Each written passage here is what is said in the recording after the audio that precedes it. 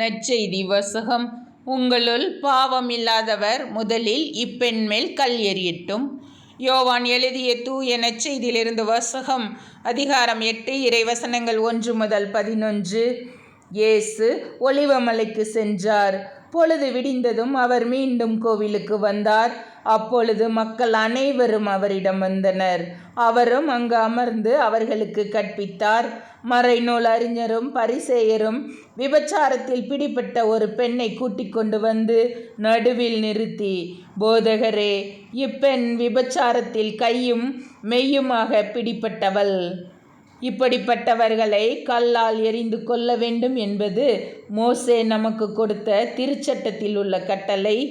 நீர் என்ன சொல்கிறீர் என்று கேட்டனர். அவர் மேல் குற்றம் சுமத்த ஏதாவது வேண்டும் என்பதற்காக அவர்கள் இவ்வாறு கேட்டு சோதித்தார்கள். இயேசு குனிந்து விரலால் தரையில் எழுதி கொண்டிருந்தார். ஆனால் அவர்கள் அவரை விடாமல் கேட்டுக்கொண்டிருந்ததால் அவர் நிமிர்ந்து பார்த்து, உங்களுள் பாவம் இல்லாதவர் முதலில் இப்பெண் மேல் கல் எறியட்டும் என்று அவர்களிடம் கூறினார். மீண்டும் குனிந்து தரையில் எழுதி கொண்டிருந்தார். அவர் சொன்னதை கேட்டதும் முதியோர் தொடங்கி ஒருவர் பின் ஒருவராக அவர்கள் யாவரும் அங்கிருந்து சென்று விட்டார்கள். இறுதியாக இயேசு மட்டுமே அங்கு இருந்தார். அப்பெண்ணும் அங்கேயே நின்று கொண்டிருந்தார். இயேசு நிமிர்ந்து பார்த்து, அம்மா, அவர்கள் எங்கே? நீர் குற்றவாளி என்று எவரும் தீர்ப்பிடவில்லையா என்று கேட்டார். அவர் இல்லை ஐயா என்றார்.